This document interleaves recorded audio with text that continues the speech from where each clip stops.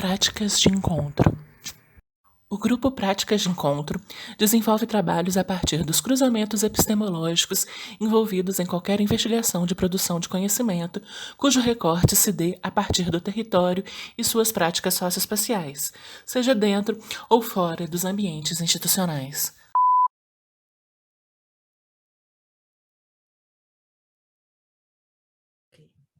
Então, Kelly, queria agradecer a sua presença e a nossa ideia é conversar sobre práticas de encontro, né? A partir de que lugar você tem se encontrado, assim. E para começar a nossa conversa, eu queria saber como que é para você esses dois lugares que você tem ocupado, né? Você é formado em educação física e em direito, ao mesmo tempo que você é rainha conga da Guarda de São Jorge de Nossa Senhora do Rosário. Como que é esse trânsito entre ser rainha conga e ser advogada e que tipo de regra você tem experimentado em cada um desses lugares? Bom,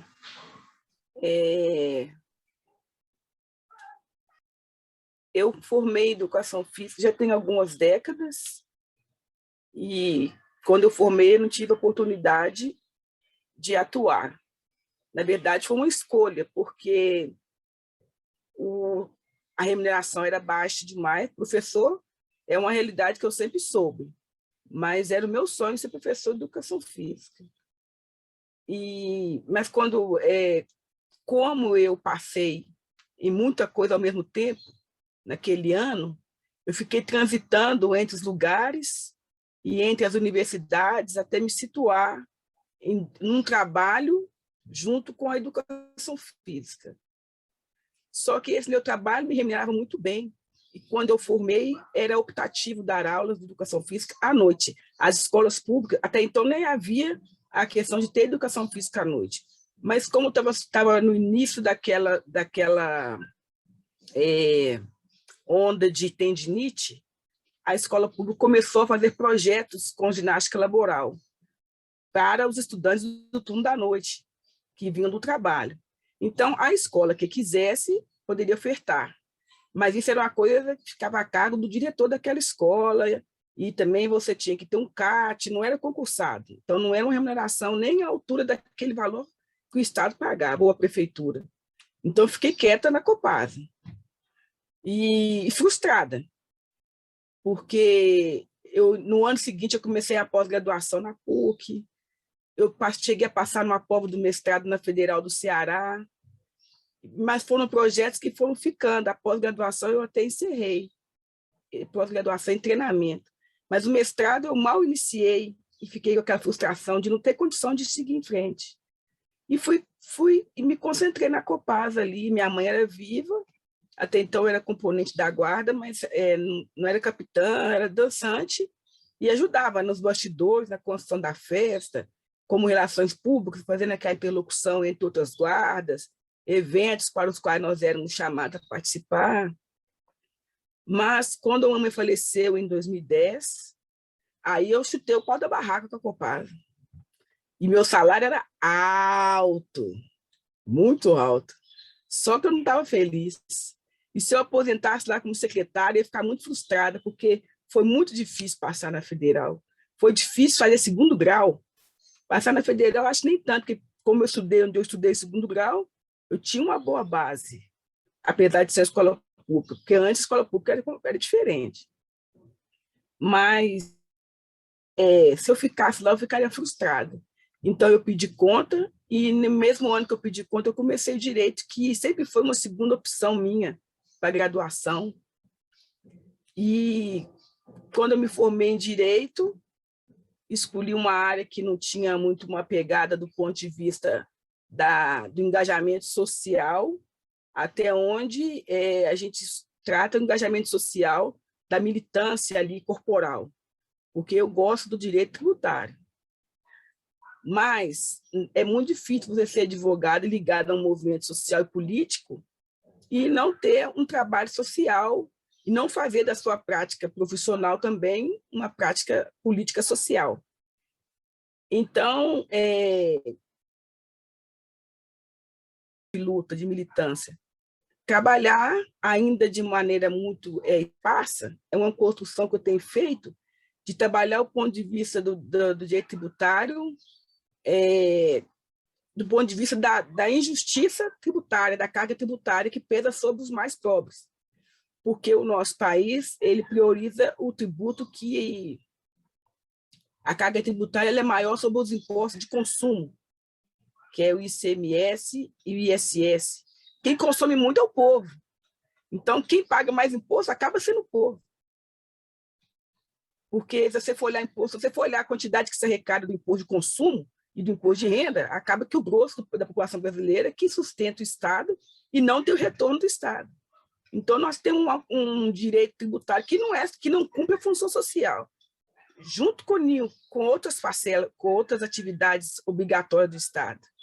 Mas, ainda assim, ele não, por mais que eu tenha essa reflexão, ela é muito superficial se comparada com a militância do direito no campo constitucional, dos direitos humanos, da luta à igualdade de classe, da luta à igualdade racial.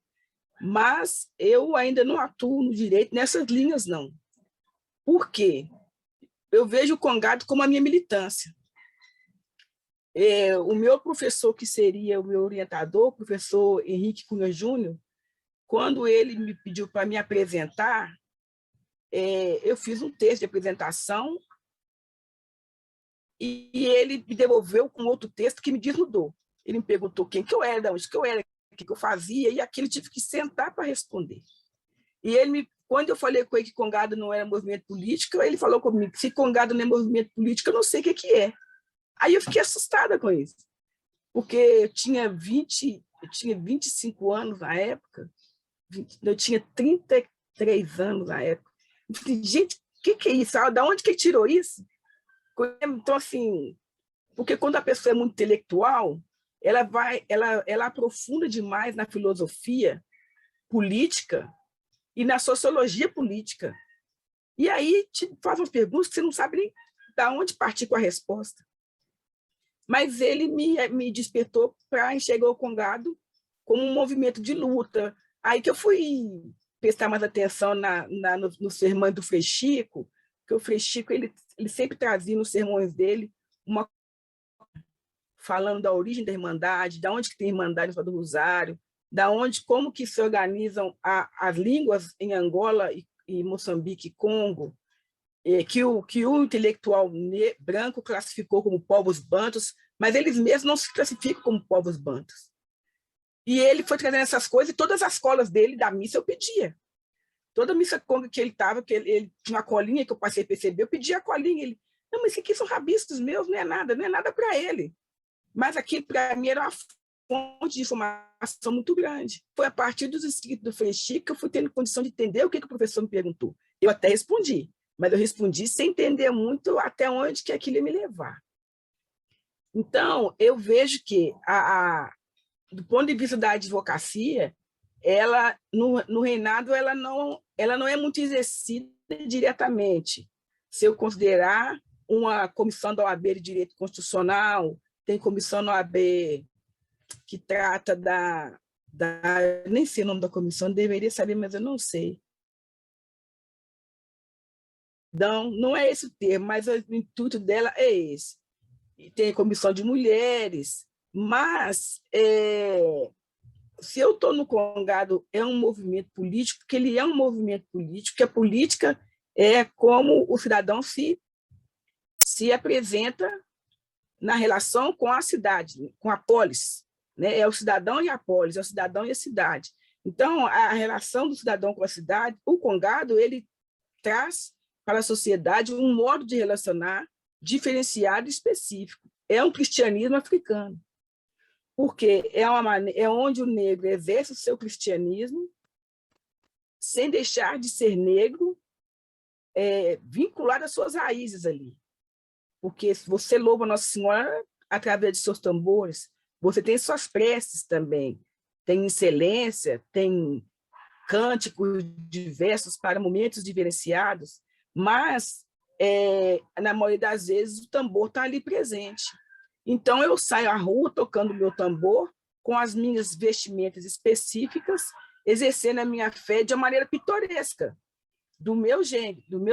O modo de operar é o meu modo. Isso é uma postura política de enfrentamento e, principalmente, de mostrar para a Igreja Católica que a gente tem que falar que, de uma forma geral, não nos aceita lá dentro mesmo, porque um ou outro padre aceita. É uma questão de paróquia. No grosso, o racismo, que sempre, infelizmente, deve continuar a existir por um bom tempo, porque o próprio racismo ele é um exercício de poder. Tão cedo a igreja vai mudar esse relacionamento. Ele levava o seu dono à igreja e não podia entrar. Da noite para o dia, vou te aceitar dentro, tocando tambor. Ah, mas tem mais de 120 anos de abolição. Tem no papel, mas na prática, na construção da cidadania, isso não existe ainda. Então, é um movimento de resistência que, para uns grupos, no nosso caso, o nosso grupo tem poucos componentes efetivos. E isso não é bom para a lida cotidiana, porque quando você sai com o seu grupo para fazer uma outra visita e vocês são poucos, o cansaço físico pesa mais em você do que num grupo com 50, 60, onde eles podem dividir a sobrecarga de tocar um instrumento, podem dividir a sobrecarga de responder aos cânticos, a sobrecarga de fazer as longas caminhadas, te pesa mais. Por outro lado, o mais antigo do município, em atividade no município. Os nossos avós chegaram aqui nos anos 20, o Barroca.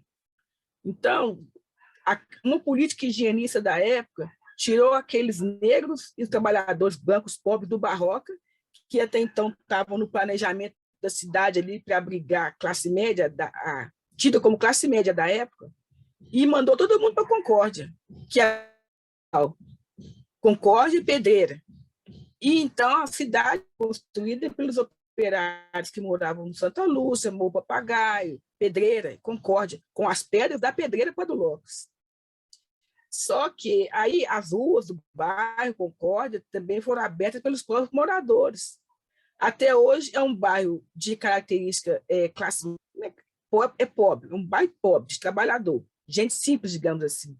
É um bairro de gente simples que não tem essa característica da verticalidade, graças a Deus. Que você sobe, é um bairro muito íngreme, né? Só morro, só tem descida na Concórdia.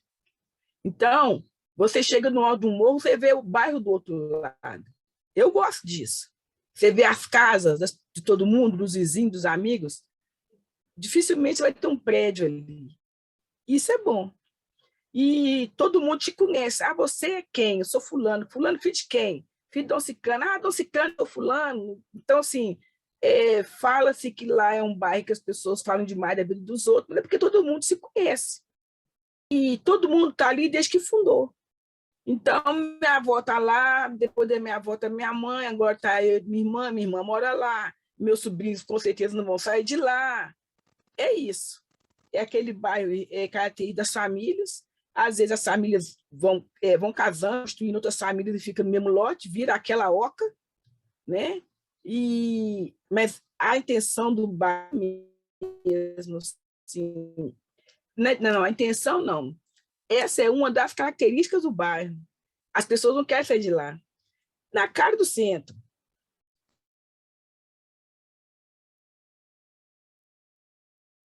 Atividade diante da vida, o que não é uma boa característica.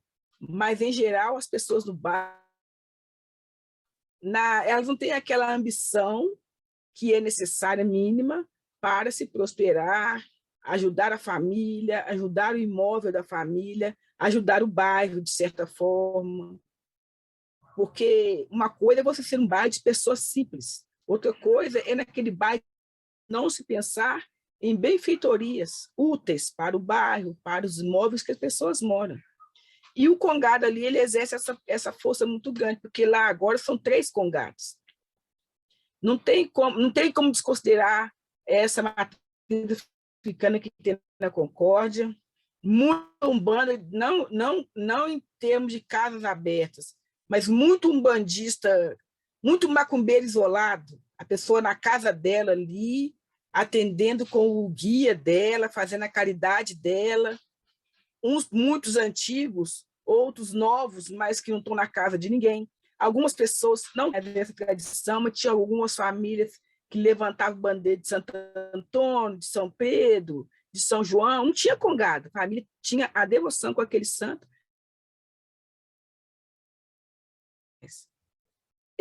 Nós temos o nosso congado, mas famílias que não têm congado, que tem aquela devoção, o avô, a avó faleceu, família do meu esposo mesmo, até onde eu sei,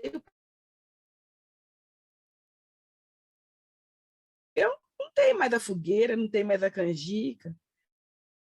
Contam muito do ponto de vista familiar. São pequenas atitudes familiares que fortalecem o vínculo da família, criam pequenas tradições que podem ser religiosas, mas é cultural, e dá o tom, né, da comunidade, ajuda. E o congado expressar, no modo de se relacionar, ali no relacionamento interno, que aí difere de um congado para outro. Mas, hoje em dia, mais de 10 anos depois, eu entendo, quando o professor me falou que o congado é um movimento político, e um movimento político forte, porque você não é o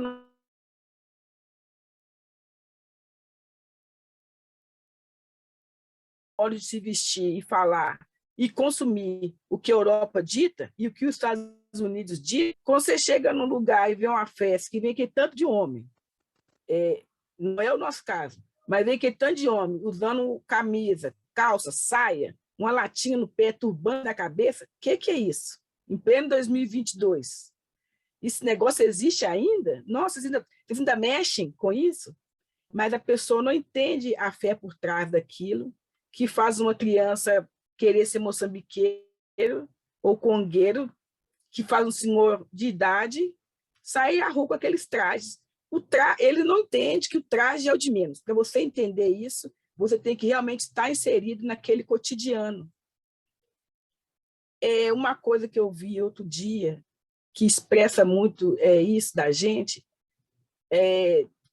a gente tem, assim, eu acredito que aqui também tem essa reflexão, mas eu não consigo ser militante de tudo, acompanhar tudo que se faz em termos de construção de raciocínio lógico e positivo para a raça negra. Então, às vezes, eu recorro ao YouTube e vejo o que os americanos estão falando, porque é o que chega para a gente, né? Mais fácil, digamos assim. Tem um canal que perguntou para ele, a moça perguntou para ele, por que o diretor era negro? Se o diretor do filme, que eu nem sei qual filme que eu não estava falando, por que o diretor tem que ser negro? Aí ele falou com ela, assim, a resposta dele foi uma resposta cultural que serviu para mim, enquanto congadeira. Ninguém pergunta se o escocese fizer, foi escocese mesmo, se o escocese fizer a lista de Schindler, ninguém vai questionar. Se o Spielberg fizer Os Bons Companheiros, ninguém vai questionar. Mas é um filme com a temática negra, que um negro está fazendo, eles vêm questionar. Mas só um negro sabe a sensação que é, num domingo de manhã, que é a cultura deles, você ter no seu cabelo passando um pente. Aí eu já sei que domingo de manhã eles vão para a igreja, cliente deles lá. Então, todo domingo de manhã tem que alisar o cabelo para chegar na igreja apresentado. O branco não sabe essa sensação. É uma sensação cultural. Você levantar cedo, fazer o café, arrumar o cabelo das meninas, alisar o cabelo das meninas com pente quente, e depois que alisar, fazer o penteado. Quando ele falou isso, eu senti o cheiro da gordura no meu cabelo, porque minha avó alisava o meu cabelo. Minha avó trançava meu cabelo todos os dias, 5 horas da tarde.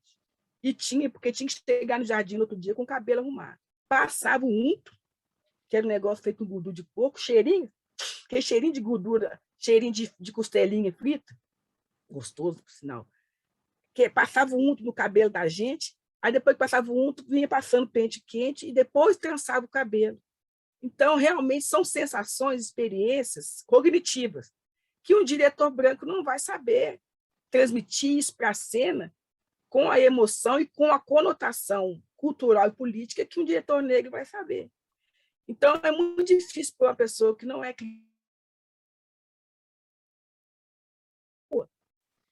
ele não vê a construção do cotidiano por trás, ele não vê a novena que você rezou, ele não vê a sua devoção com aquele santo, ele não vê o seu sacrifício, assim, uma promessa, um voto que você fez com o santo, as esmolas que você pediu para fazer a festa que é feita com donativos, as pessoas que estão ali ajudando, no nosso caso, desde o tempo dos nossos avós. Eu vejo que a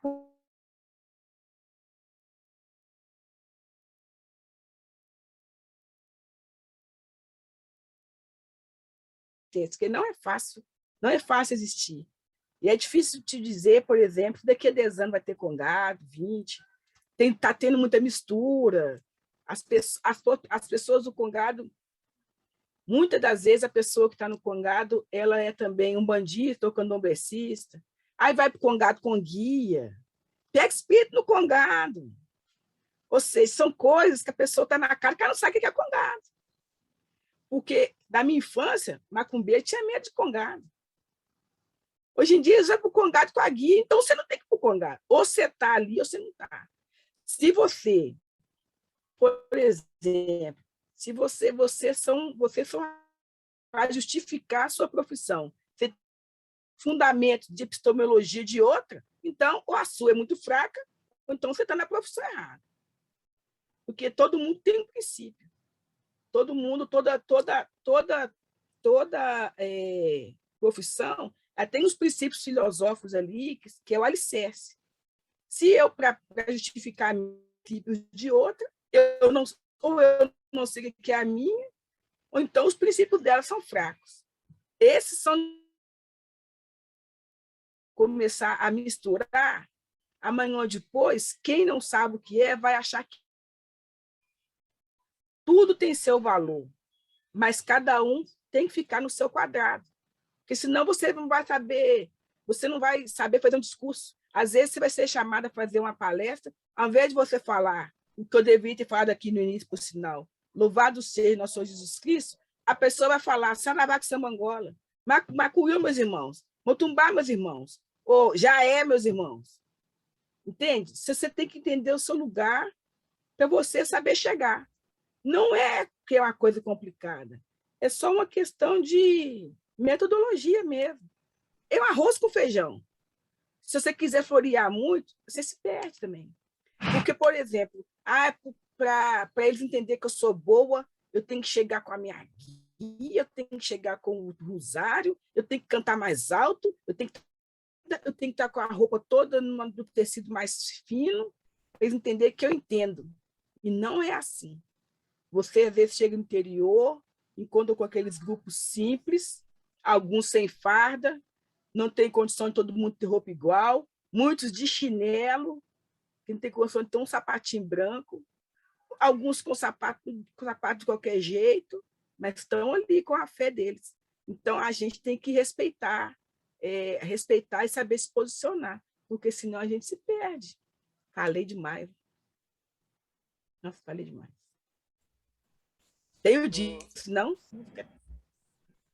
Nossa, Kelly, total, assim. Você falou vou pegar o tempo todo. Você falou muitas coisas que me fez ficar refletindo aqui.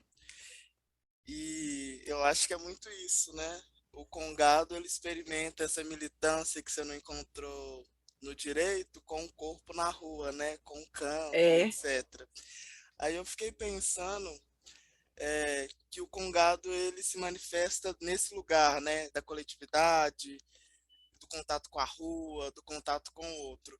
Como que foi para a Guarda de São Jorge essa experiência de 2 anos de isolamento social por causa da pandemia que a gente está vivendo? Olha, no primeiro momento, em 2020, eu fiz cirurgia em janeiro de 2020. De uma forma egoísta, eu achei bom não ter que sair, porque eu ia querer acompanhar, eles iam ficar preocupados comigo, e eu tenho que ir para ajudar, porque nós somos poucos. Se eu tenho que ir para ajudar, nem que eu fique sentada, mas em algum momento vou poder ajudar no coro, no coral, né? Mas como eu não ia poder ajudar, eu achei até bom não ter que sair.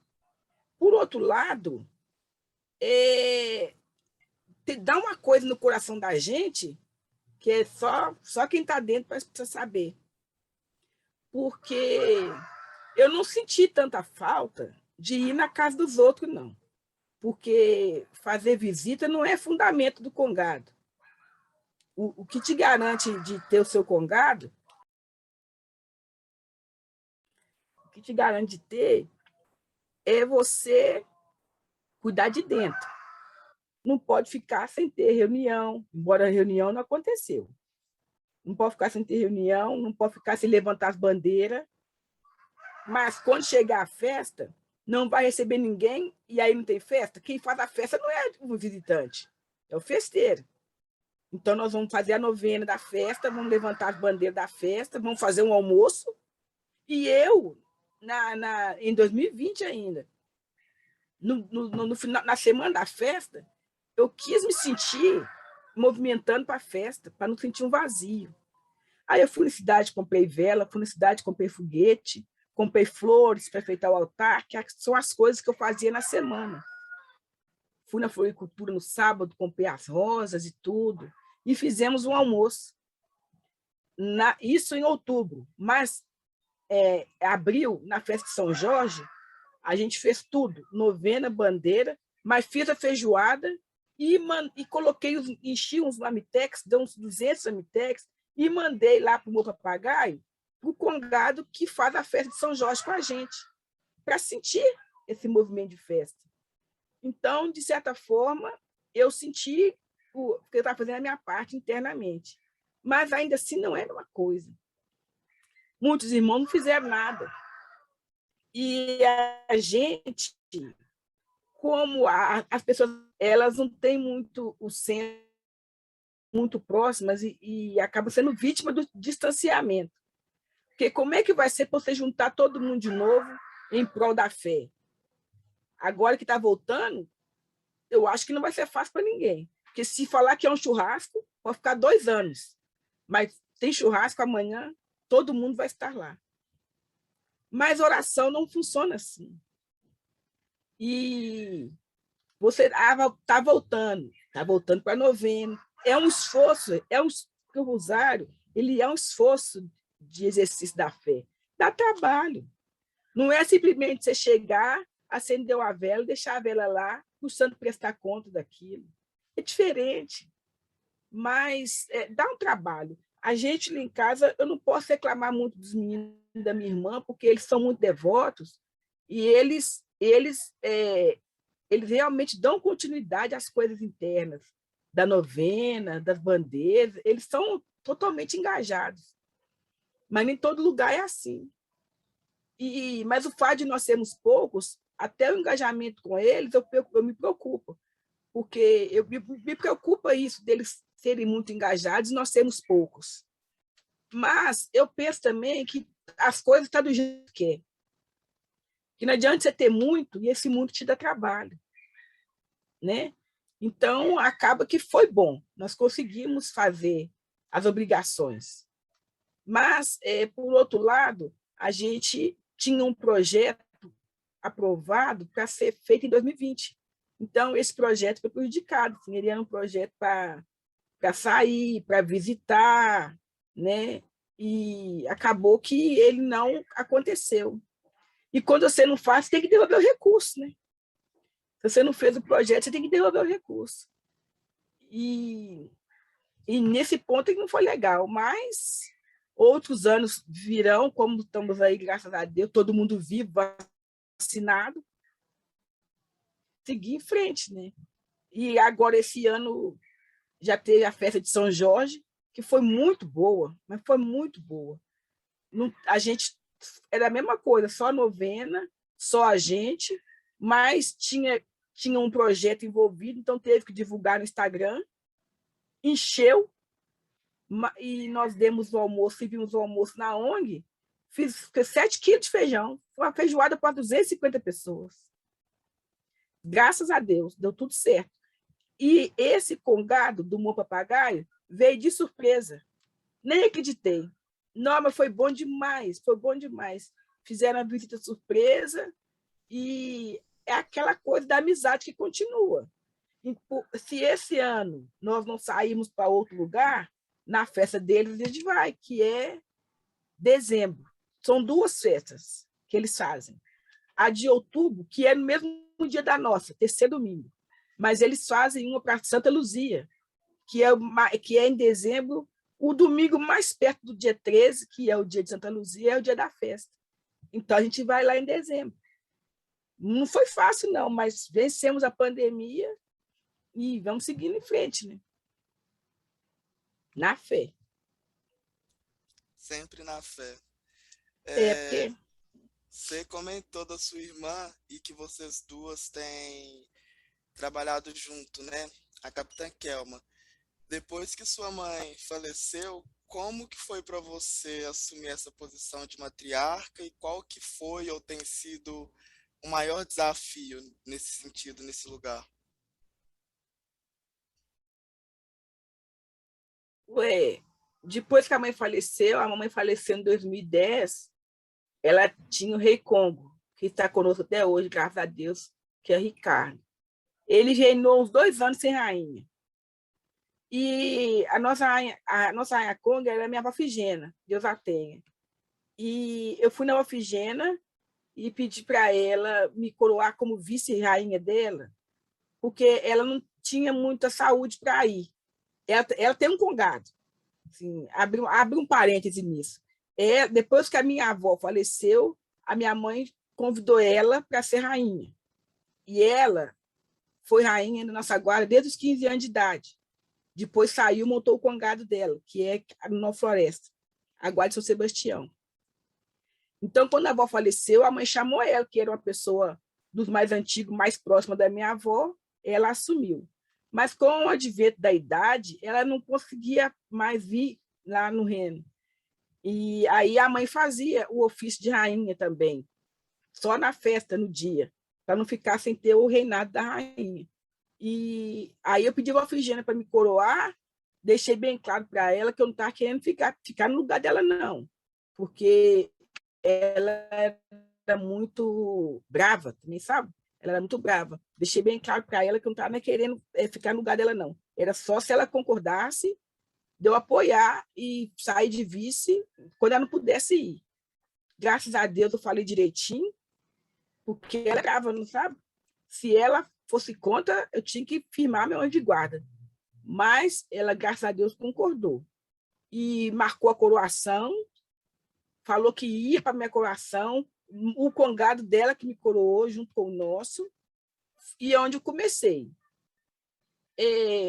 Eu acho um cargo muito pesado do ponto de vista da responsabilidade. Eu não me considero digna do cargo, não, pela sabedoria que exige.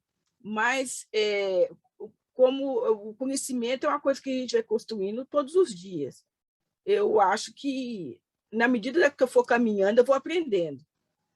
Né? E eu tenho aprendido muito, como exemplo, minha irmã, meus sobrinhos, o próprio Rei Congo mesmo, e como eu cresci vendo a minha avó, a mãe da minha mãe, depois a avó Figena, e outras senhoras que eram rainha lá em casa, o ofício em si eu sei, né? A parte de ritual, a parte da prece ali, isso eu domino, porque você vai na convivência, você vai aprendendo. Mas, por trás disso, tem um exercício de poder que é difícil, porque você está, de repente, no cargo de matriarca, de líder espiritual, ou é complicado você exercer esse poder, porque, às vezes, eu tenho um modo de falar um tanto quanto ríspido, eu sou autoritária. E, como rainha, eu acho que isso piora um pouco, porque eu falo e tem que ser do jeito que eu falei. Se não for, já faz carão. Ou então apelo, entende? Apelo, não é assim, então beleza, então não faço mais nada. Tá, não, então, tipo assim, eu quero que, eu acho que aquele tem que ser cor-de-rosa. Aí, não, mas tem que ser Azul, porque já comprei os negócios, Azul comprou sem falar comigo. Olha que absurdo. Não tem falado comigo, como é que compra sem falar comigo? Então, a Deus que me perdoe, às vezes dá errado. Eu gosto quando dá errado. Aí é o lado humano, porque eu sou humana. Eu gosto quando dá errado. Mas são coisas que a gente vai corrigindo. Porque, mesmo no modo de falar, eu tenho pisado em ovos no aprendizado do modo de falar também. Eu tenho recuado um pouco. E não morar junto com a minha irmã ajuda muito para recuar. Porque no que eu venho embora para minha do caminho, aquilo já vai serenando. Quando eu chego em casa, já tenho a oportunidade de refletir melhor. E se eu tiver certa, quando eu voltar lá, eu volto no assunto, mas volto com outro tom, para me dar razão. Se eles não me der razão, eu vou entender, como eu tenho o hábito de falar, eu respeito, mas eu discordo. Mas eu respeito, porque cada um tem a sua opinião. Não é legal ficar tendo muito embate, não é legal. Porque se a gente é uma corrente, se na hora da prece, é aquela coisa que Jesus falou, que onde dois ou mais estiverem reunidos em meu nome, eu estarei. Mas não é Jesus fisicamente ou Jesus cristão da igreja crente. É a paz de espírito, é a paz com Deus. Porque se está todo mundo com o pensamento voltado para o mesmo pensamento, bom ou mal, aquele bom ou mal vai se materializar. Então, se está todo mundo junto, o pensamento tem que estar voltado para o mesmo objetivo. Senão, a gente não alcança a graça. E eu vou para lá para obter graça. Então, assim, lá é um local de refúgio, para mim, de conforto espiritual. Se eu for para lá e o clima não estiver bom, para mim não vai ser legal. E todos nós que estamos ali, que vamos para lá, e eu quero acreditar que eles também, quando desce para a capela para rezar, está indo buscar um conforto, uma força. Que você acredita que vem ali naquele momento para te ajudar a caminhar. A gente, às vezes, antes de começar uma coisa, às vezes, antes de começar um ritual que é mais sério, digamos, uma coroação, ou quando a gente está voltando da quaresma, no domingo da ressurreição, que volta a tocar, a gente tem um canto que fala isso, pedindo para a Bahia, para a África, para vir ajudar a gente naquele momento ali, né, para retomar os trabalhos, para conduzir aquele momento, sabe? Vai pedindo força para Deus e para reconfortar o coração da gente, porque eu sinto que está muito difícil hoje em dia exercitar a fé, porque a sociedade está muito pesada, está muito pesado. Assim, eu sinto o clima muito pesado no dia a dia. Para a gente que mora na cidade, trânsito, dentro do ônibus, as pessoas se desrespeitando, aquele pessoal vendendo trem dentro do ônibus, você querendo descansar, aquela gritaria no centro da cidade. Aí você chega num lugar para rezar. Até que você limpa as suas camadas de tudo isso, não é fácil. Então, você limpa as suas camadas. Beleza, limpei, estou entregue à prece. Aí, naquele ambiente, não pode ter disparidade, porque senão não vai estar colaborando para o seu equilíbrio. E aí se reflete no seu trabalho, se reflete na sua família, na forma como você vai para a padaria, paga a menina, não agradece, compra um negócio na loja e já fala que a menina te atendeu mal, já xinga atrás do ônibus. Não está fácil, não está fácil ser humano hoje em dia. Imagina para o animal. Não está fácil. Então, eu vejo que a religião, o contra em coletividade, a gente tem que, antes de tudo, tem que pedir para todo mundo estar ali de corpo e alma, porque senão não vai estar ajudando ninguém. E eu percebo que todas as religiões estão passando por essa carência. Porque nas igrejas aqui, igreja crente, as pessoas reclamam muito de uma irmã ou outra que é fofoqueira, mas elas reclamam que ele sai do culto não se sente bem. Então, todo lugar está passando por isso. E a gente, réis humanos que somos, a gente não está nem percebendo que a gente está sendo sabatinado assim, energeticamente. É complicado. Então, eu vejo um desafio. Eu não me considero realmente muito digna de ser Rainha Conga, não. Mas eu aceitei o desafio porque também é meu por direito, por ser a mais velha. E eu não tenho. Se ficar o bicho come. Então, o jeito é abraçar aquilo ali com serenidade, entender que o conhecimento eu vou aprender no dia a dia, entender também que o fato de ser líder não significa que eu tenho que ser autoritária na fala, é a minha maior dificuldade. Mas eu vou aceitando esses desafios para construir, porque hoje eu sou rainha, amanhã depois deve ser minha sobrinha, ou se a Kelma passar para o Cássio e quiser ser coroada vice. Tem a Aninha, minha mais nova, que tem direito ao cargo. Então, assim, eu tenho que deixar para elas um exemplo moral de comportamento, um exemplo moral e um exemplo de comportamento enquanto rainha. Porque eu sou uma dama, que sou autoridade, que sou líder espiritual e tem que dar conta disso tudo. Parece que é complexo e eu acho que é complexo. Mas como eu fui criada naquilo, eu não consigo entender a extensão da complexidade. Mas se juntar tudo, todas as responsabilidades que o cargo envolve, é muita coisa.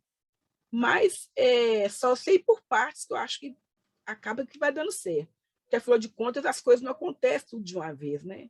Tem aquele momento da prece, o momento da fala, o momento da reunião. Eu acho que o meu maior desafio hoje é ser presidente da Guarda também. Porque ser presidente, hoje em dia, eu comecei a fazer projetos culturais em 99. De lá para cá, eu tenho conseguido alguns benefícios para a Guarda com esses projetos. Espera aí. Além de tudo, respirei. E é muito sobrecarga de ter que ficar com a documentação em dia, impostos em dia, prestar conta de projeto, escrever projeto. Eu que escrevo projeto, eu gerencio o projeto, eu tenho que prestar conta do projeto. Isso me cansou. Tem uns 3 anos. Não, o último projeto que eu escrevi foi em 2007. De lá para cá, eu tenho uma parceria com um colega que ele tem uma produtora. De lá para cá, não, deve ter uns 3 anos que eu estabeleci uma parceria com ele, porque eu tenho um texto padrão e esse texto padrão tem várias linhas de ações. Então, com esse texto, ele vai escrever na Guarda alguns projetos ou vai adaptando. E eu fico só comprando algum material, porque fazer tudo, para mim, é mais complicado. E eu sinto e eu queria que os meninos, meus sobrinhos, que eles fossem mais interessados nessa parte burocrática, porque amanhã ou depois alguém vai ter que assumir isso. É muita coisa para uma pessoa só. Eu fico hoje imaginando no lugar da minha mãe, que era presidente, que era capitã, que era quem arrumava bandeira, era quem fazia a farda, era quem decorava, era quem bordava, era quem rezava. Se comparar com o cotidiano dela, eu não estou fazendo nada. Mas, como o fato de ter a minha vida particular e de querer vencer na minha profissão, porque eu estou em início de carreira, né, me faz deixar um pouco de lado esse trabalho burocrático no Congado, para poder me dedicar um pouco à minha vida profissional, porque eu preciso. Eu tenho onde cair morta, graças a Deus. Carneiro 12, quadra 57, lá na Saudade. Mas eu não tenho onde cair viva, porque eu não tenho um patrimônio mínimo. Não se trata de querer ser rica, embora a ideia me agrada e eu recebo, aceito, confio, não dispenso em momento algum. Mas eu preciso trabalhar.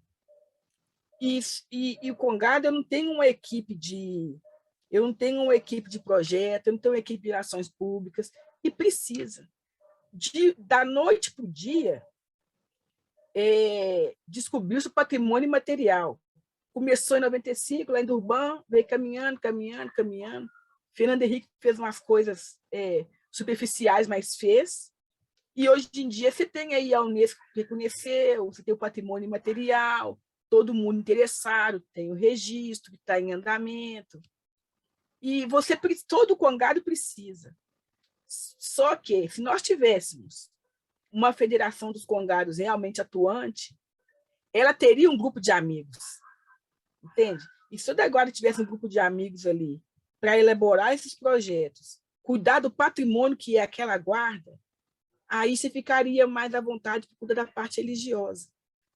Se 2, 3 guardas tivessem um grupo de amigos em comum, nós vamos fazer os projetos para essas guardas aqui, nós vamos cuidar da parte burocrática, de tributação, de contabilidade para vocês, e pronto, acabou. Que eles recebessem, que é claro que pelo projeto que eles fizerem, eles vão receber.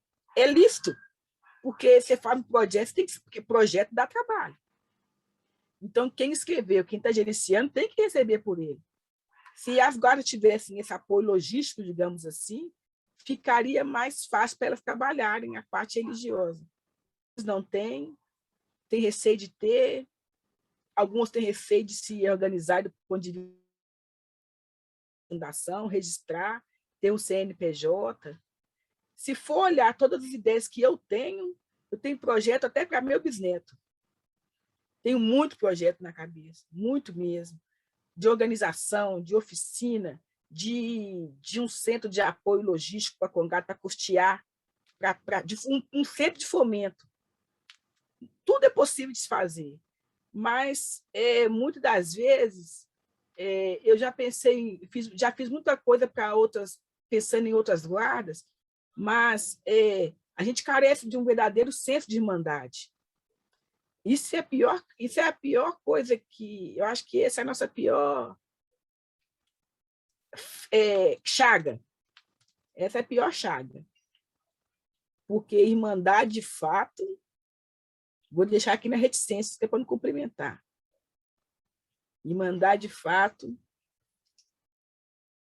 O meu primeiro projeto foi em 99, que eu fiz para custeio da Federação dos Congados, onde eu era segunda secretária com minha mãe. Na época, os diretores, todos já falecidos, eles acharam que eu estava querendo ganhar dinheiro nas costas da federação. Peguei aquele texto, só tirei o nome da federação e pus Guarda São Jorge. E enviei. Foi meu primeiro projeto, que eu fiz questão de falar com eles. E aí, nesse projeto, eu fiz a cozinha lá no fundo e só tampei, assim, eu fiz até onde o dinheiro deu, que foi 18 mil à época. Mas eu fiquei numa felicidade muito grande, porque foi onde eu consegui terminar a capela, pôr laje, pôr parede, janela e tampar a parte de trás da cozinha. Porque você constrói com dinheiro que tem, não fica muito legal que você vai construindo aqui, ali, colar, vira uma favelinha, porque só de acordo com o dinheiro que tem. Você não consegue pensar que você tem que ter um arquiteto, um projeto para a construção ir caminhando aos poucos, mas com inteligência, né? Mas a gente lá vai. Uma pergunta, respondi um tanto de tempo que você nem perguntou. Isso. Mas é assim mesmo, Kelly. É uma conversa. Manter o foco. Manter o foco é complicado. Mas o bom é quando a coisa vai indo para lugares onde a gente não está esperando que vá. Eu imagino que seja mesmo um trabalhão essa posição que você ocupa, né? Mas eu acredito que seus ancestrais confiaram essa tarefa a você e você está fazendo direitinho, assim. Everton, você quer fazer alguma pergunta? Quero sim. Kelly, a gente, pela sua fala, assim, eu fiquei pensando, assim, um pouco essa questão de por exemplo, a Guarda de São Jorge, ela se estrutura, né, a partir de uma relação que ela é muito familiar, né, assim, entre, enfim, que os postos, né, eles vão passando, assim, né, entre gerações, e aí tem um momento, assim, que você comentou, assim, que eu achei interessante também, da sede da guarda também, ela ser esse lugar de refúgio, assim, entre essas várias coisas que acontecem na cidade, assim, sabe? E aí você comenta essa questão da importância, né, enfim, das pessoas estarem ali mesmo, né, de corpo e alma, né, nesse lugar, né, como um ponto importante para o exercício mesmo da religiosidade. E aí uma coisa que chama atenção nisso é como que acontece esse encontro com o outro quando vocês abrem a sede da guarda, enfim, em determinadas celebrações, assim, né? E eu acho que isso tem uma relação interessante também dentro da própria prática, né? Assim, como que como que acontecem as celebrações, né? E aí tem uma coisa que ela é interessante, que dá para fazer uma ponte aqui lá com o documentário do Sá Rainha, apresenta o Congado e a preservação da fé da Guarda de São Jorge em tempos de isolamento, no momento em que você apresenta o Congado também como uma prática que ela absorve alguns aspectos, inclusive, dos povos originários, né, se conformando aí com uma prática afro-ameríndia. Então, eu acho que tem um trânsito nisso também, né, de como que a guarda ela se apresenta, absorvendo esse encontro com o outro, mas também de ter um momento ali em que há essa necessidade, essa importância de que todos eles também estejam, de alguma forma, concentrados ali ah, acho que no mesmo sentimento ali, né, de exercício da religiosidade. Se você puder comentar um pouquinho mais sobre isso. Caso sobre a recepção que a gente faz com as outras pessoas. Isso. Bom, a minha família é muito receptiva, tanto paisana quanto quando alguém chega para a festa da guarda. E no modo de recepcionar as guardas, é tudo muito ritualístico, né? Você tem um modo próprio você tem um modo de receber, tem um modo de chegar, que na prática é igual a pessoa física. A pessoa chega na sua casa, bate palma, e aí a pessoa chega, entra com os poucos, e ali começa a interação de quem está chegando com a gente que está recebendo. Do ponto de vista da mistura da gente com o afro-ameríndio, a minha mãe falava que o pai dela gostava muito de penacho. E, tendo acesso a algum documentário que eu participei um tempo atrás, tem um terno de Congo de 1800, né? Tem um terno de Congo de 1800, uma foto de um terno de Congo, todo mundo de penacho, mas que é uma coisa já da África mesmo. O modo dos guerreiros irem para a guerra, de fazer aqueles capacetes com pena, com as penas locais. Então, eu quero acreditar que, ao chegar aqui e deparar com essa cultura dos povos nativos, os brasileiros verdadeiros, né? E ver aqueles indígenas com aquela prática, de certa forma, não foi uma coisa estranha, né? Aqueles penachos. Mas a nossa guarda, que era 2 ternos, um Congo e um Moçambique, por uma questão de contingente mesmo, ela ficou reduzida a um Congo, a um terno só, porque eram 2 ternos. Aí a Dom Cassimira saiu e fez o congado dela lá em cima, o 3 de maio, nos anos 40. Aí depois a Ofigênia saiu, fez o congado dela lá embaixo, a São Sebastião, todos 2 Moçambique. E eu acho que assim, é muito Moçambique para pouco componente, né? Então, chegou um ponto que nem casa ficou só um terno e foi o Congo. Talvez também por essa questão da identificação do meu avô, mais com o Congo, porque foram vários familiares que vieram junto e fizeram os 2 ternos. Eu quero acreditar que o meu avô tinha mais afeição a um terno de Congo do que a um Moçambique. E que o primo dele, que veio, e o padrinho da minha mãe, e brincadeira com o falecimento de quem era mais moçambiqueiro, ficou eles, que eram mais do Congo, porque as pessoas também não viviam mais de 40 anos de idade, né? Anos 20, anos 30, anos 40. A pessoa chegava a 50 ali no máximo.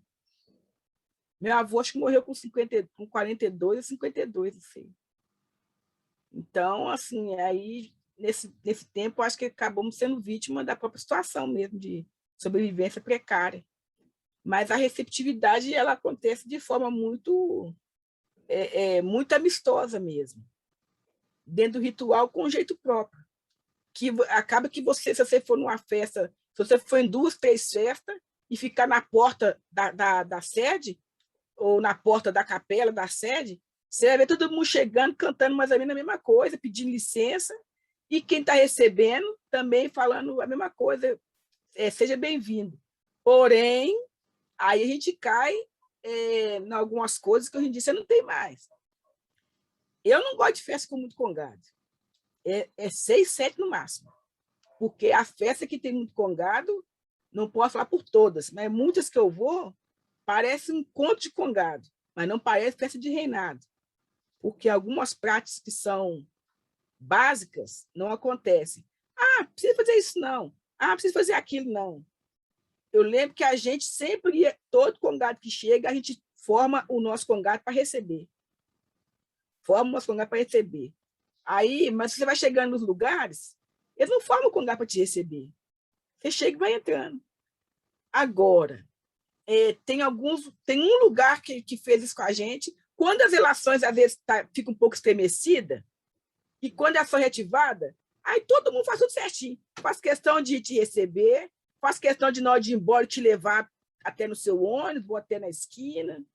Mas são práticas que têm a ver com a boa convivência entre pessoas, que os congadeiros levou para o ritual.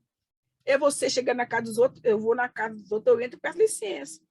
Quando a pessoa entra na minha casa, eu falo, seja bem-vinda. São coisas do cotidiano que o congado tem para si. Como assim, pega como um fundamento, mas é um fundamento de boa convivência. Que a pessoa chegar nessa casa sem receber no portão, a pessoa ir embora sem ir levar no portão, você ir se alimentar, você agradecer pelo alimento. Você acabar de alimentar e agradecer pelo alimento que acabou. Coisa que antigamente as pessoas tinham no cotidiano da vida delas. Mas hoje em dia você vai numa festa que às vezes você vai numa festa que eu tenho que me adaptar ao que o dono da festa está fazendo. Tem um maracanã de congado. 20 minutos para almoçar. Eu não almoço com 20 minutos. Mas a festa não é minha. Pega um pedacinho de carne, 2 colheres de feijão para sustentar e tá bom. Se a pessoa perguntar, eu vou agradecer, estou satisfeita. Fico olhando para os meninos comendo, morrendo de vergonha para alguém chegar, falar, fazer assim, alguma coisa nesse sentido, que já aconteceu. E você se adequa. Mas aí você não canta direito para ir para a mesa, não agradece também direito, mas você tem que se adequar ao cronograma do dono da festa, que tem uma missa X horários, a missa é 3 horas, todo mundo tem que ter almoçado até 1h30, 2, que é para ir para a missa, para chegar lá no horário, depois daquela procissão da festa. Então, a gente vai se adequando. Mas o rosário, enquanto festejo religioso, ele vai perdendo quando essas coisas deixam de acontecer. Né? Às vezes, por exemplo, nas mínimas coisas, a gente vê mudança. No alimento, é legal você comer uma lasanha no Congo. Já comi lasanha na Malfigênia. Malfigênia tinha dinheiro. Lasanha, carne de boi, de porco, pernil. O almoço lá é assim. É salpicão, pernil, refrigerante da primeira gaveta. É só Fanta e Coca, Guarana Antártica. Vinho bom. Doce de leite e doce de mamão no pratinho, assim. Porque ela tinha dinheiro e se via muito bem mesmo. Ela faleceu, o congado ainda existe. Mas, se você não comer um tutu no congado, é esquisito. Tem que ter um tutu. Porque a tradição é arroz, tutu, macarrão e frango, ensopado. às vezes, lá em casa tem anos que não tem assim. Eu sinto falta disso. Porque essa que é a comida do congado. Ah, mas tem que mudar, tem que modernizar. Não pode. Não pode modernizar, porque é isso que é a característica do congado. Que tutuzinho, molinho, ó, com as rodelas de ovo cozido por cima. Não precisa da linguiça se o tutu for bem temperado. Arroz, um macarrão, que pode ser ou não com carne, depende do tempero. Aquele frango ensopado, porque não é a mesma coisa você fritar o frango e depois fazer um molho e jogar por cima. Não é igual. Porque uma coisa, quando você faz aquele frango ensopado, quando a gente faz em casa para de pressão, sobe um cheirinho, que é aquele cheirinho da mistura do pimentão com a cebola e o tomate, um cheirinho que fica naquele caldinho, depois você coloca um pãozinho ali, ó, ótimo. Mas nunca a gente moderniza. Então, pelo menos um dia, no dia, lá em casa são 4 dias, é o domingo, o sábado à noite é bandeira, o domingo é o dia todo, segunda e terça à noite. O domingo, que é o dia do almoço, eu acho que tem que servir é isso. Arroz, tutu, macarrão, maionese e frango. E uma farofa, que é uma coisa nossa.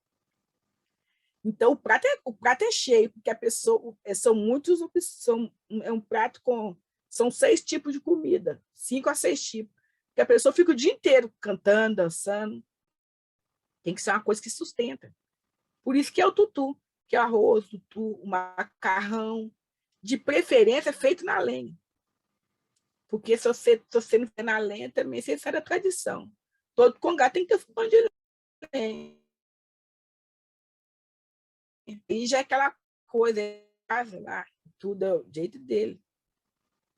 E a gente vai levando. Mas se você, pelo menos, se você não tiver um fogão de lenha, você sente que está faltando alguma coisa. Para a gente que foi criado nesse sentido, porque antes não tinha fogão a gás, era tudo na lenha. Então você vê nessa toada. É legal você ter um fogão, é legal você ter panela de pressão? Não, é legal. Você ter panela de pressão para fazer uma carne, assim. Chegou alguém de última hora, você leva na pressão ali, mas o início é bom você cozinhar os seus legumes no ar, é bom você ter aquela água quente do fogão de lenha ali, para a hora que você precisar, cozinhar o seu feijão, deixar aquela água quente para você colocar o seu fazer na lenha, porque o gosto da comida é outro. É outro. Passa uma coisa da madeira para aquela água, que é alguma coisa química. O gosto da água é outro. O gosto do café, eu desconfio por causa do café, que quando sempre que liga o fogão e faz o café, aquela água tem um gosto que é um tempero da madeira para a água. O fogão a gás não passa isso. E isso eu já percebi. Então, é muita coisa. Aí ali você vai colocar, a pessoa não precisa muito escondimento, muita coisa, é só a boa vontade, né? Da cozinheira e tudo. Nesse ponto, eu tenho tido alguns problemas, mas eu não posso reclamar para ele, não, porque a pessoa está indo de boa vontade para ajudar. Se você for reclamar muito, eu não tenho como estar em 2, 3 lugares ao mesmo tempo. Então, eu tenho que agradecer que tem alguém lá ajudando, torcer para a pessoa ser higiênica, porque aí também não tem condição. Que, eu só como alface na minha casa. Restaurante eu não como, micongá também não. Eu não acredito que alguém lava sem folha de alface. 50, 30, 5 que seja. É uma folha e olha lá. Entendeu? Aí mergulha a folha ali, já é. Mergulha a folha ali. Não, filho, deixa a alface quietinho lá e tudo. Não, e vamos em frente. Porque você tem que servir coisas que é fácil até para a pessoa preparar. Você está recebendo um monte de gente. Aí vai saladinha de alface, coisa que requer mais tempo. Não. Se quer fazer uma salada, faça de legume, que é melhor para a cozinheira até que vai preparar. Que é muita coisa para a pessoa prestar atenção também. Eu nem digo, às vezes, que a folha foi mal lavada de má fé, mas é pela própria questão do tempo, pelo volume de coisas que tem para se fazer. E poucos lugares usam prato descartável. A maioria usa prato de louça. E aí, aquela demanda de soltar o alimento, ter sempre o alimento para soltar, ter sempre o prato para servir, é muita coisa para a pessoa prestar atenção, né? Cozinha não é fácil, não. Nossa, Kelly, eu imagino o trabalhão que é.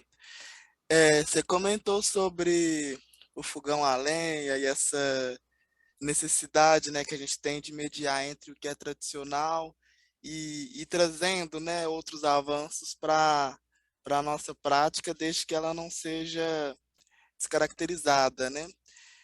Fazendo para a casa, eu vi que em 2016 a Guarda desenvolveu um projeto que chamava Reinado em Preservação e Difusão, que vocês iam nas escolas e a partir de oficina, teatro, contação de história, vocês iam fazendo um processo de formação dessas crianças é, em relação às manifestações culturais ligadas à festa de Nossa Senhora do Rosário. Eu queria que você falasse um pouco mais desse projeto, dessa experiência, se esse projeto ainda existe, se tem a intenção de trazer isso de novo, porque me parece que é um processo importante, né? Porque as pessoas precisam de saber o que é o congado, o que são essas outras práticas e qual que é a contribuição delas para a formação da nossa identidade nacional, né? É, esse projeto, ele foi um arrobo de loucura, porque eu fiz ele em 2002. Ele foi aprovado em 2003. E eu e minha mãe fizemos um curso pela Lei de Incentivo de pós-graduação em Gestão Cultural, com a Clarice Libânio. E, ao final desse curso, você elaborava um projeto. Então, esse projeto foi feito com muito cuidado, por muito tempo. Tive tempo para escrever nele. Esse projeto é que eu te falei que é aquele que eu tenho pronto. Ele é um espinha dorsal, porque ele tem várias linhas de ação e ele tem vários projetos dentro dele.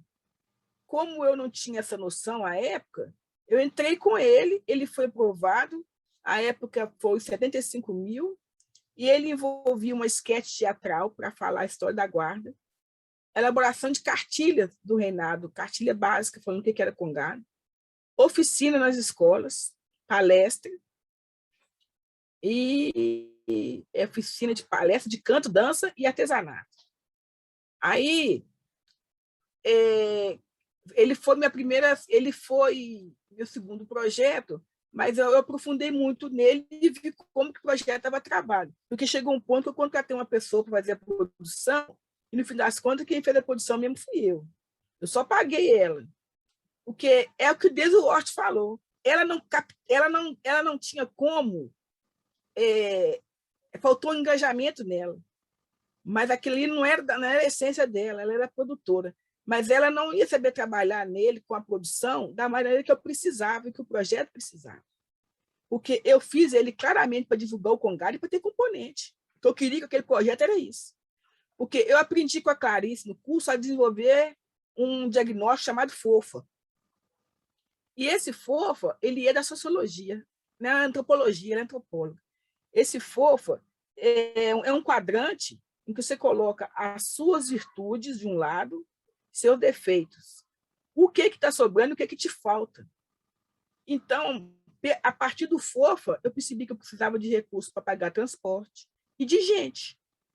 Aí foi onde eu esse projeto, vou fazer oficina nas escolas e tal, divulgar o congado por aí. Se em cada escola que eu for eu conseguir um componente, para mim é lucro.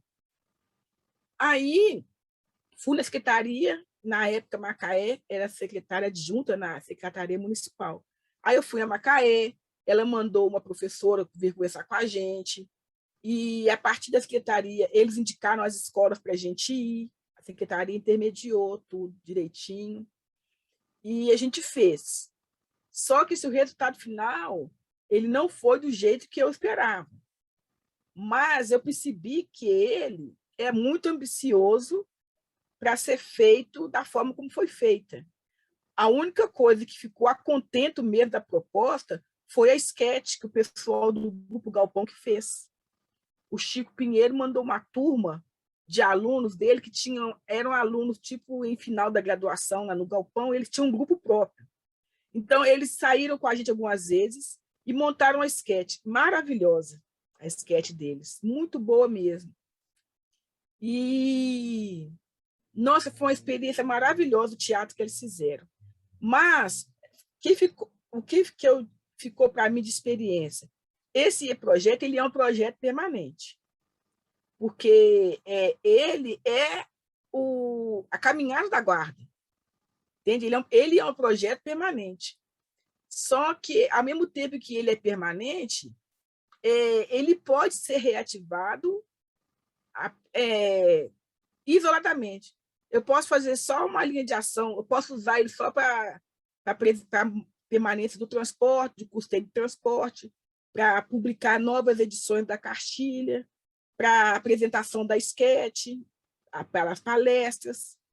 Então, e além disso tudo, ainda tinha a questão de fazer a festa, o custeio da festa, fazer farda, foi uma loucura. É claro que não deu para fazer tudo, mas ele é um projeto muito bom. Eu tenho ele aqui guardadinho, porque dele eu extraio tudo. Eu só não extraio dele o projeto que eu tenho de oficina de projeto cultural, que na época eu fiz um outro projeto para ensinar congadeiros a fazer projetos. Mas esse eu nunca entrei com ele, não. Sabe? Eu nunca levei ele adiante, não.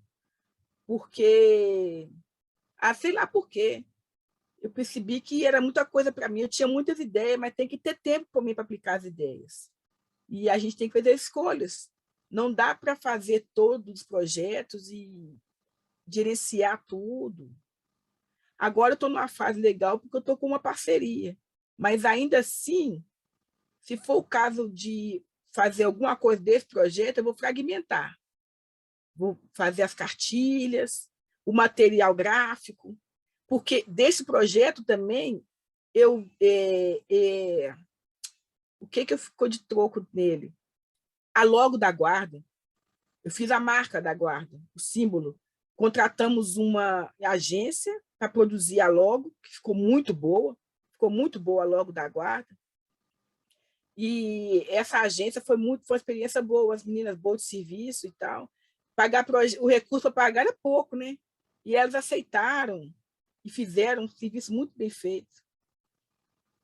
E eu não penso em reativá-lo formalmente, porque informalmente ele continua acontecendo e ele não para. Por outro lado, tem algumas coisas dele que eu preciso fazer, por exemplo, eu preciso produzir camisa com aquela logo, eu preciso produzir outros banners, preciso fazer mais cartilha. As oficinas nas escolas, essa intervenção na escola, eu fico um pouco reticente de propor, pelo meu trabalho mesmo, eu não tenho como fazer essa interlocução com a secretaria agora, e ir nas escolas por conta do meu trabalho. Mas ele é um projeto maravilhoso, muito bom.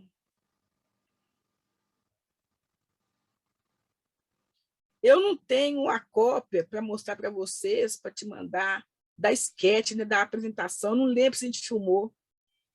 Não lembro. Depois eu vou procurar a cartilha, que eu devo ter alguma guardada aqui. Estou vendo uma ali, para te passar. Porque, na verdade, a cartilha, ela eu peguei um livro do professor Saul, que ele tem um livro chamado Congado, Família de Sete Irmãos, muito antigo. É difícil achar esse livro. É da PUC. Ele mostra os 7 grupos de Congado, o que é cada um dos 7 grupos. É bem básica, sabe? Congado é Congo, Catopê, Marujo, Vilão, Caboclim, Marujada. Nossa, esse aqui, hein? Esse aqui não vou lembrar. Vilão, Congo, Moçambique, Caboclo, Marujada, Catopê, Vilão. Acho que é Caboclim. São 7 grupos. E aí eu transcrevi isso, eu reproduzi essa explicação dele e falei da guarda. Então ficou bom, bem básica mesmo. Bem básica. E cada escola que a gente for, deixamos uma certa quantidade de cartilhas nessa escola. Ele é um projeto que, se eu ficar só com ele, tem pano para manga pro resto da vida. Porque eu posso ficar o resto da minha vida divulgando nas escolas só palestra, só oficina, só artesanato, posso ficar só desenvolvendo a questão da esquete teatral, porque, na verdade, essa esquete teatral é uma peça teatral que eu tenho na cabeça. Eu tenho uma peça na cabeça que é a História da Guarda, contada pelos próprios componentes. Mas aí requer oficina de teatro, mínima oficina de representação, fazer uma parceria com aquele Zap 18, que é um lugar legal para iniciante, da Cida. Tem uma escolinha que é Zap 18, que trabalha com iniciantes.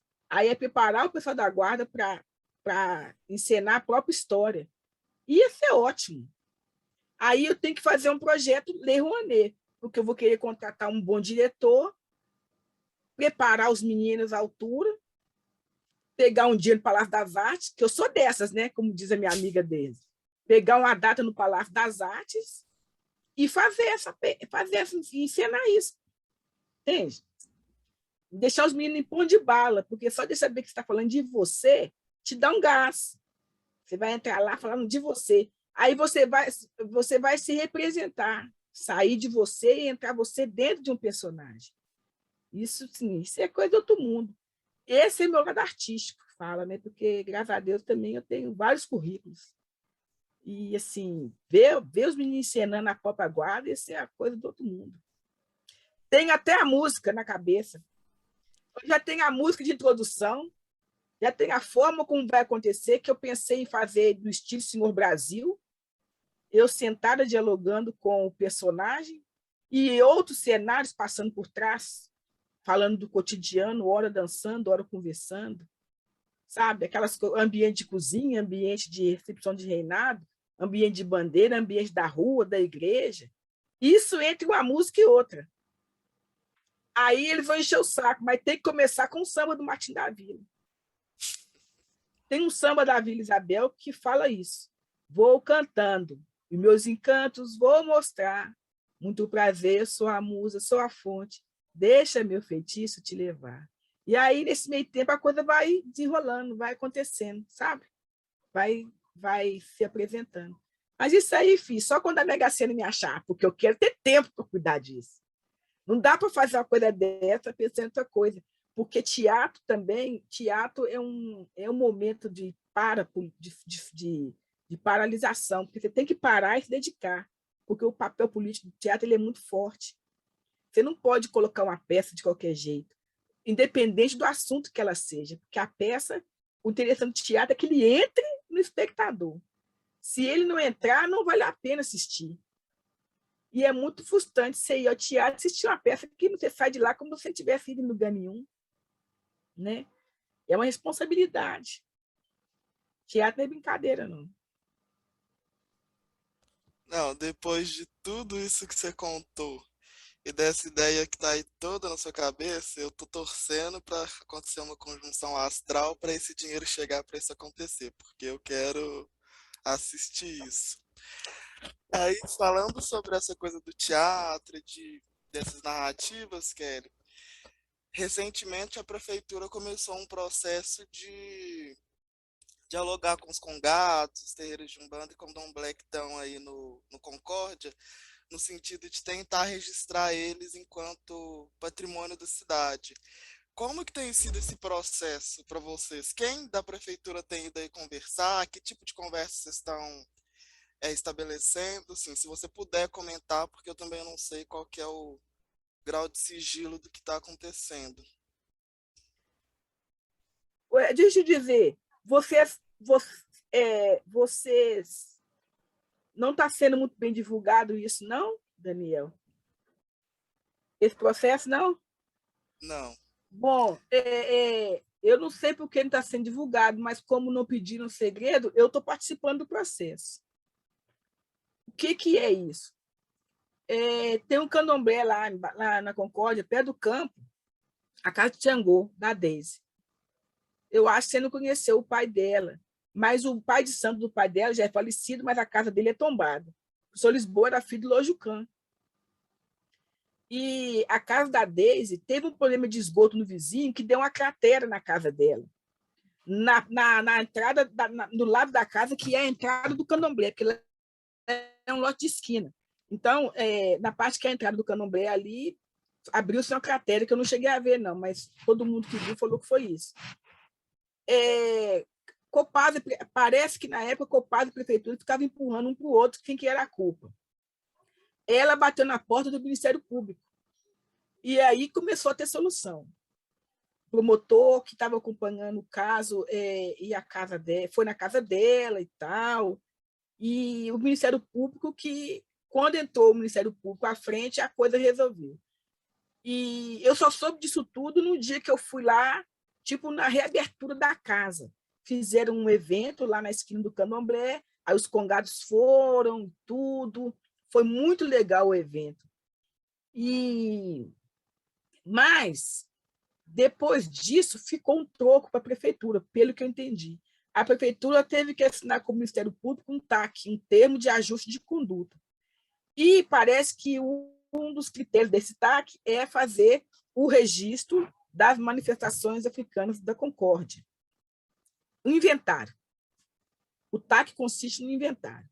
Então, quem está dialogando com a gente é o Alan, do Patrimônio, e a Letícia. São pessoas ótimas, mas eles estão no processo porque a prefeitura foi obrigada. Né? O patrimônio, isso não foi uma coisa parte do patrimônio, foi imposto ao patrimônio fazer isso. Ainda assim, a ação é louvável e eles são ótimas pessoas. Tem tido algumas reuniões, eu participei das que eu pude ir. Muito irmã, mas muito mesmo, porque ela me chamou a Belém do 3 de maio também. E ela nos chamou para participar da reunião e outras pessoas que ela tinha como liderança lá do bairro, que ela tinha conhecimento, e como ela não conhecia todo mundo, pediu para a gente chamar outras pessoas que a gente sabia que também. Num primeiro momento, muitas pessoas compareceram, em outros momentos não, e chegou um ponto que ela fechou um grupo, que vai ser a equipe do inventário. O terreiro dela é do segmento do Queto. Ela dividiu, eu não sei porquê, existe o cargo de mestra lá na equipe. Não tem te dizer como que começou. Mas ela propôs que ela não fosse a única mestra, que fosse mestra também eu e a Belinha, 3 de maio. E uma outra senhora que estava lá, a filha dela sugeriu que a mãe também fosse. A Deise aceitou. E aí ela dividiu entre as 4 mestras quais grupos elas iam orientar. Porque na equipe vai ter os meninos que vão fazer o primeiro contato, depois vão os antropólogos para fazer toda a catalogação da pessoa ou da casa, para entrar no inventário. A Deise ficou com as casas de Queto, a Belinha do 3 de maio ficou com os congados, a outra senhora, também de nome Belinha, ficou com as casas de Candomblé de Angola. Eu fiquei com Paracasa, que é assim, um mundo de Paracasa. Mas ela falou comigo que quem conhece todo mundo no bairro sou eu. E, graças a Deus, me relaciono bem com todo mundo. Então, eu fiquei com banda, como eu falo muito, fiquei também com os umbandistas solo, que foi um nome que eu mesmo coloquei lá na hora, que tem muita gente lá que é umbandista, não é na dele. Fiquei com as benzedeiras, que eu também falei que tem que colocar. Nesse caso aí, fiquei também com os falecidos, que eu falei que tem gente lá que já faleceu, mas que era benzedeira famosa no bairro. Tudo contribui para a história do bairro.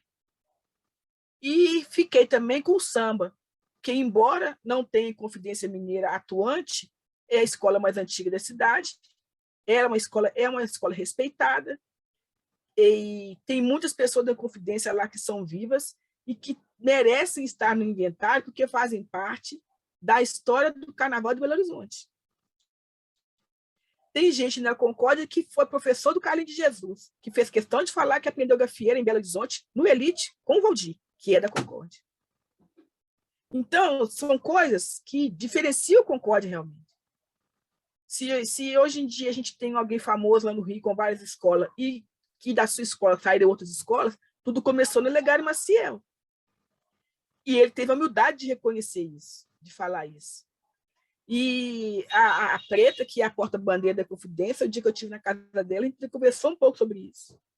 Porque ela disse que ele ficou...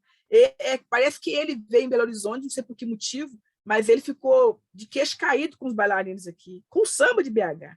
Porque é tudo, aqui em Belo Horizonte, assim, a gente é todo mundo do samba muito... Não era divulgar, né? Eu sei sambar e pronto, eu gosto de samba e pronto. Você não tem os holofotes do Rio de Janeiro. Mas, quando você chega lá, você realmente... é porque vê uma coisa diferente, né? Você vê uma coisa diferente. No Rio, hoje em dia, você passa pela situação de todas as escolas estarem muito iguais. E é ruim quando você tem tudo muito igual. Aqui, no Congado, antes, eu sabia que Guarda estava chegando pelo toque da Guarda. Hoje em dia, principalmente em Moçambique, hoje em dia é difícil isso. Todo mundo toca muito igual. E não é que você não possa aprender alguma coisa com o Daniel, com o Everton, com o Federico. Eu posso aprender. Mas no que eu faço, tudo que eles fazem, e trago para o meu vai sumindo. Mas aí parte pelo princípio de eu dar valor ao meu também. Tem que reforçar nas pessoas que só o do outro é bonito, o dela não é. Esse complexo de inferioridade que o latino-americano tem, que o brasileiro tem, que o mineiro tem que parar. Porque não é que não é bonito, é bonito. Mas se você for ficar, tipo assim, abre um parênteses. No Rio, toda bateria tem chocalho. Cara, detesta que é chocalho. Toda bateria tem que é chocalho. Então, isso tira identidade. Tudo bem, coloca chocalho uma vez ou outra. É opinião minha, eu não sou de lá, não sou da bateria, não sou sambista, não sou ritmista, não sou quem trouxe aquilo. Dá uma sonoridade, mas apaga outros instrumentos originais. Que ele lhe apaga. Sem contar que eu sei que esse ouvido, eu não gosto. Talvez porque eu vi em excesso, eu vi esse negócio não está legal. E muitas vezes uma orquestra aceita qualquer instrumento, mas às vezes nem todo instrumento é legal para a sua orquestra. Né? Uma prática aceita muitas formas, muitas cores, muitas roupas, mas aquele ali pode tirar a sua identidade. Nós temos grupos aqui, por exemplo, de marinheiro, que você não pode falar que é marinheiro, porque não tem traje de marinheiro. Originalmente, no início era, mas foi se rendendo a algumas modas que, quando viu, se perdeu do início. Como é que você fala para a menina para voltar lá atrás e usar aquela roupa de marinheiro? Aquela coisa simples. É difícil. Principalmente para a juventude hoje em dia, a gente é muito agredido com o belo, com o formoso, né? É difícil lidar com essas questões. A tradição é a todo momento muito atacada, é difícil ser tradicional, porque você tem que ser tradicional sem ser careta, mas de alguma forma ser tradicional é ter careta, porque se careta for manter a sua identidade.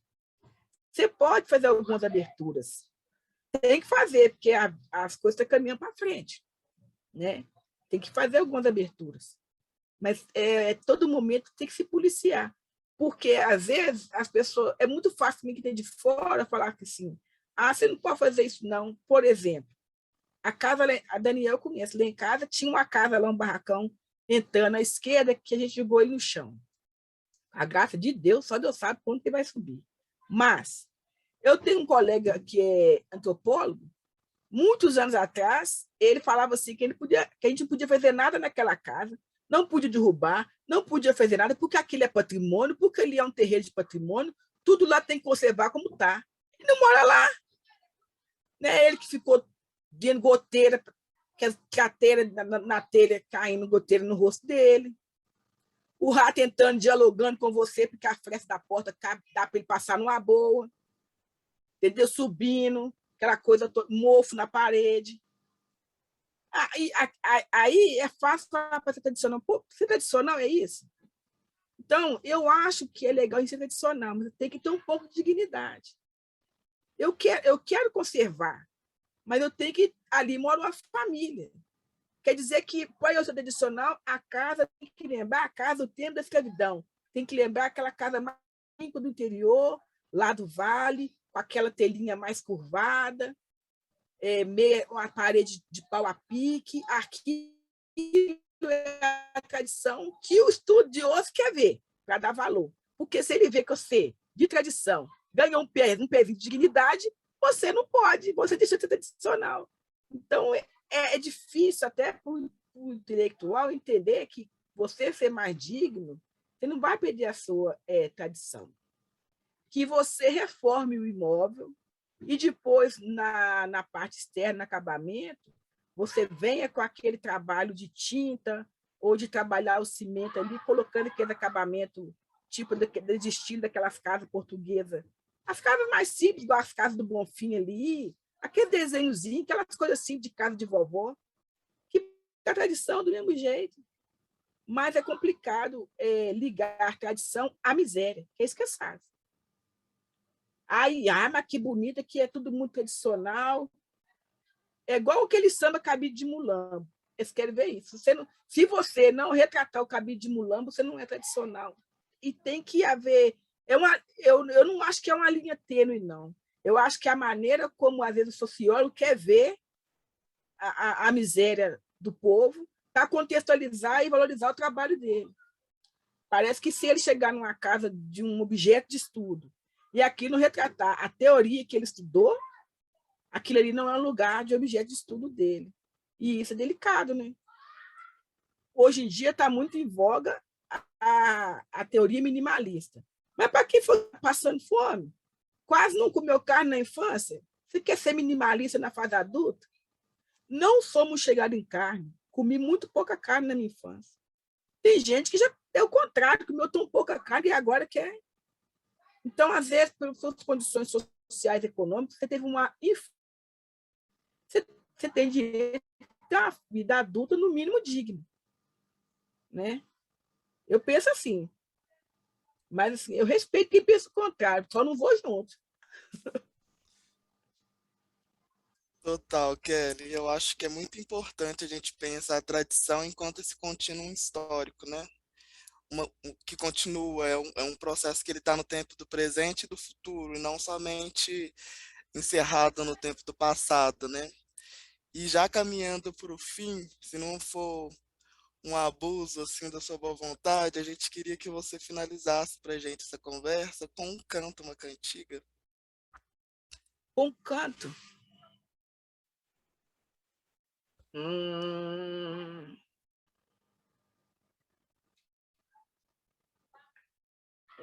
Peraí.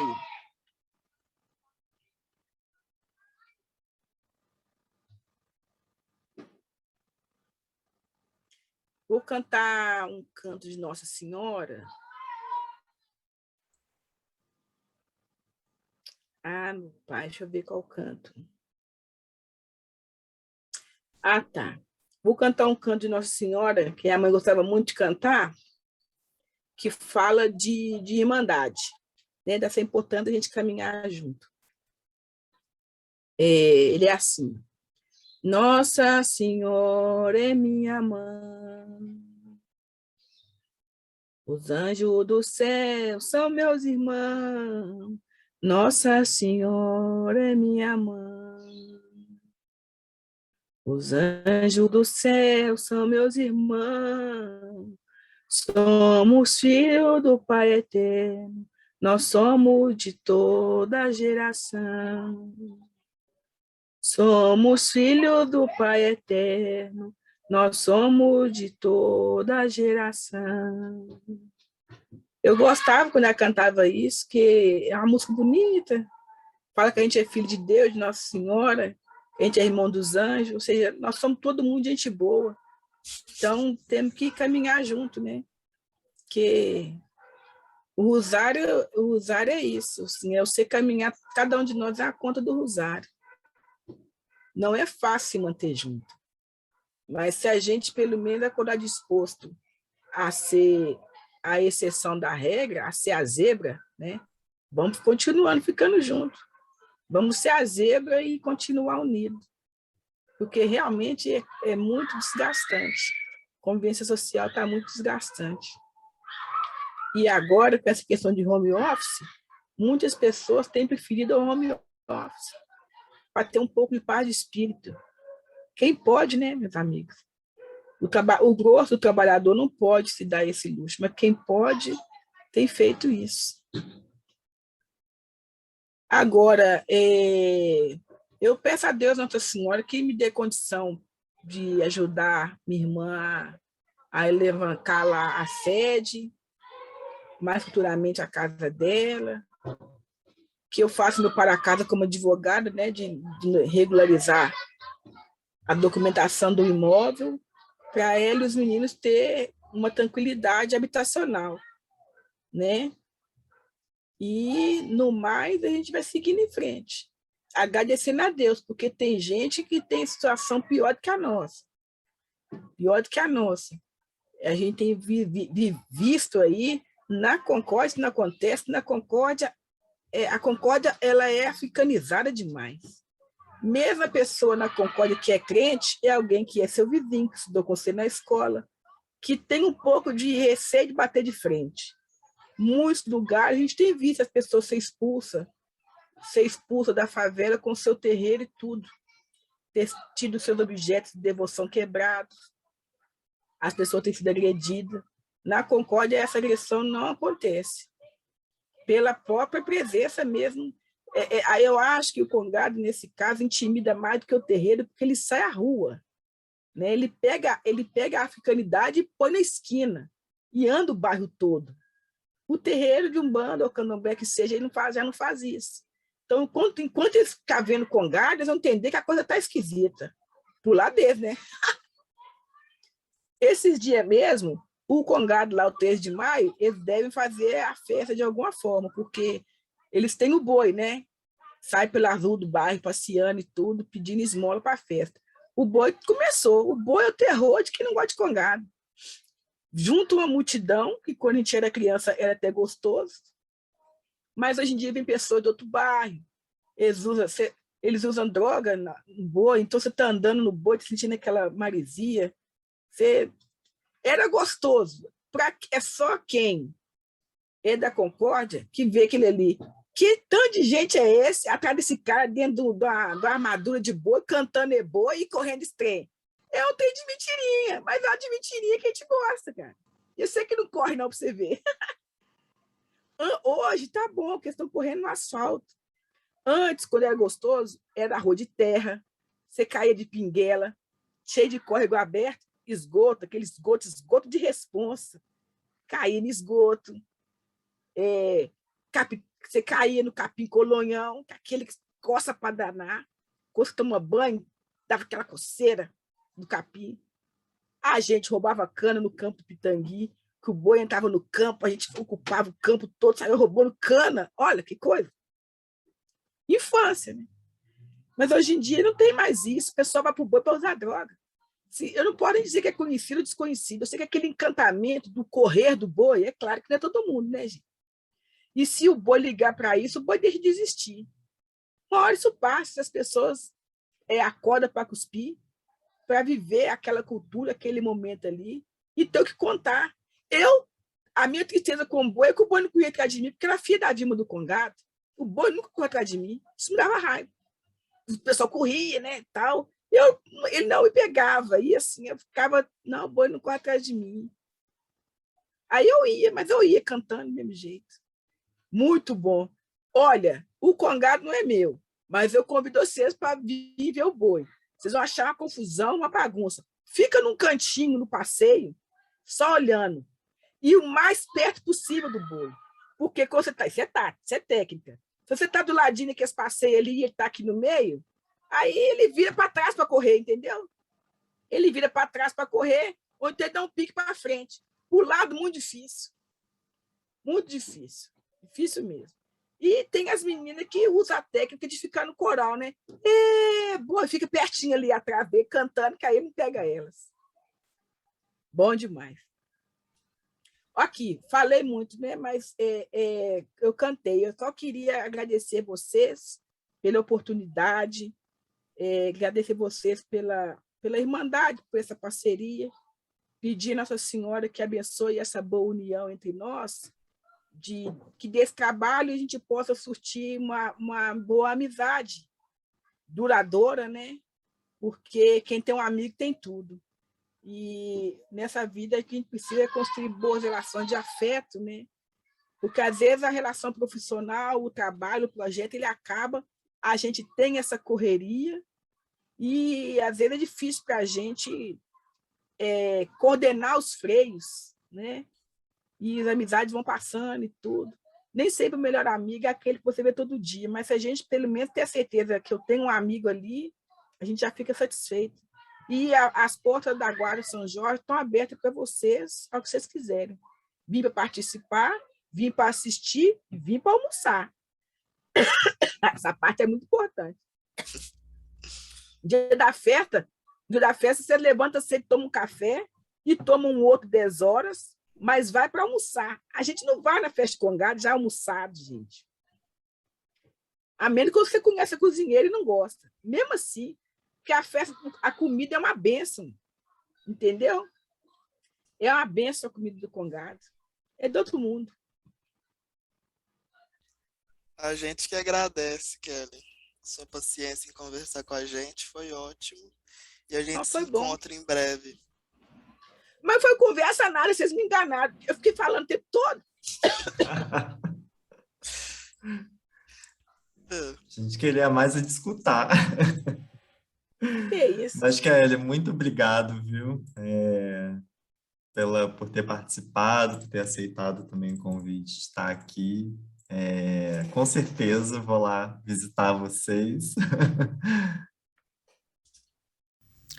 O grupo Práticas de Encontro é formado por Frederico Canuto, Amanda Sica, Daniel Menezes, Everton Jubini e Juliana Marques, julho de 2022.